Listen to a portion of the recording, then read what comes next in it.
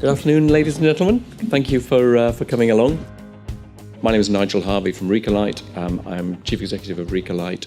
Recolight are a WEEE compliance scheme that help lighting companies to comply with the WEEE regulations. So, in brief summary, the objective of the WEEE regulations is to try to increase the amount of waste electricals that are being recycled and reused and reduce the amount that goes to landfill. That's it. It's about trying to take electrical product out of the waste stream and actually recycling it and making sure that those resources can be reused within a circular economy. And it's based on the polluter pays principle. And that's well established in lots of sectors. But in this sector, the producer of new equipment is regarded as the polluter when that product reaches end of life. Seems a bit harsh, doesn't it? But that's the way it works. It actually came into force in the UK in July 2007. And the producer could be an importer of product from outside of the UK, an own brander, or a manufacturer inside the UK. So it should apply to anybody selling and importing in the UK. And this is what it's all about, really. This is an image of Agbogbloshie, which is the world's largest electrical waste dump in Ghana. And the sad truth is that because of our strong ties with countries in West Africa, like Ghana and Nigeria, a lot of electrical waste from the UK that doesn't go through correct channels ends up in places like this, picked over by people, cable burnt to get access to the copper. It's horrible. And so whilst it may seem like a very sort of refined solution in the UK, actually this is what we're trying to prevent.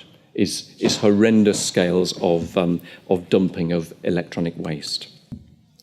So how to comply with the WEEE regulations? Well, producers need to do a number of things. They must apply the crossed wheelie bin symbol to their product, that symbol on the side of the slide there, and then join a WEEE scheme like Recolight. And that's effectively a scheme. It's a club of a recycling club. So we have about 170 members in our scheme. Those 170 all pay us a little bit of money every time they sell a product, and that builds up a fund that enables us to do the recycling on their behalf. And we get a target from the government for the amount of recycling that we've got to do. Companies joining a scheme have to report the weight of product that they supply into the UK. They split it by category, we'll see that in a moment, and also whether it's household or non-household, and a little more about that as well also. They give a WEEE number that they have to supply to distributors and provide information to help with recycling. So most electrical products are already in scope, and if we were talking in the white goods or the brown goods industry association, this would be no news at all. But with lighting, there's a particular change, and from the end of 2018, the exemption for household luminaires is removed, and so from the beginning of next year, all household luminaires are in scope.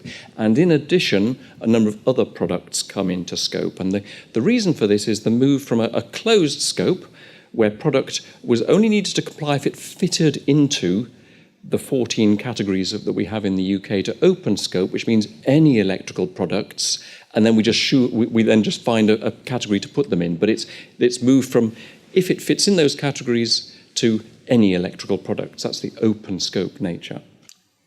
So these are the 14 categories in the UK, and if we were talking in Europe, they'd be looking at this number would look quite different, because in most European countries now, we've got 6 categories, and very broadly they've taken those large household appliances and put them in one category. The next group, 2 to 10, have gone into a second category, and then the 11, 12 and 13 are still separate categories in Europe.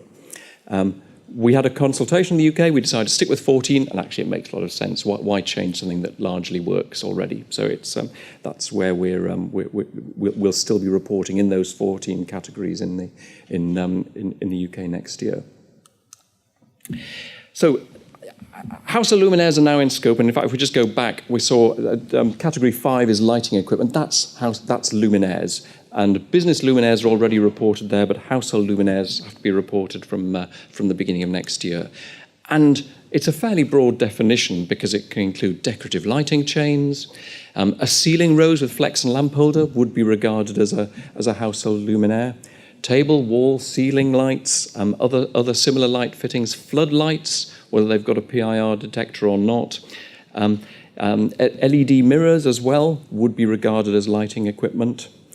Even a trailer light board that gets fitted onto the back of a vehicle, that would be regarded as a luminaire. And it's indoor and it's outdoor. Just because we talk about household, it doesn't mean products that would be used outside of the house as well. They're all to be reported in Category 5, although removable lamps have to be reported in Category 13. And there's the type of products that we're talking about reporting. And you'll see there's some quite unusual products there. The horse on the top right there, is that a nice statue with a little sort of light fitting on top, or is it a luminaire?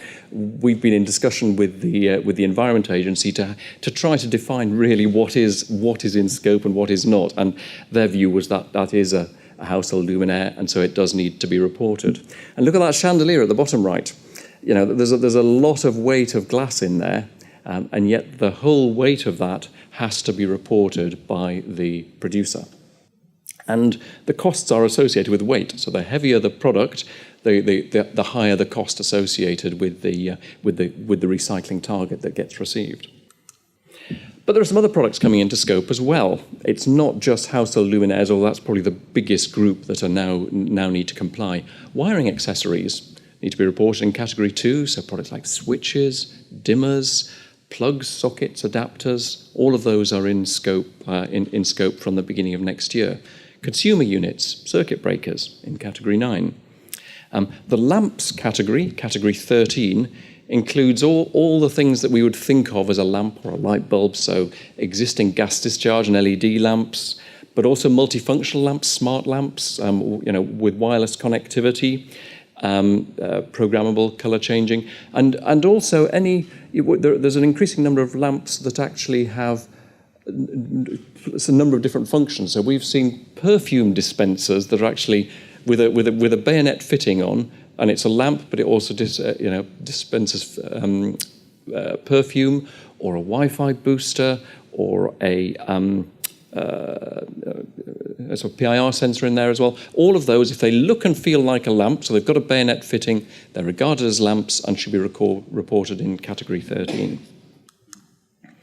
Dual-use product is product that could be used by a business or a household, and it's sort of by design. Is it by design capable of being used in a household or a business?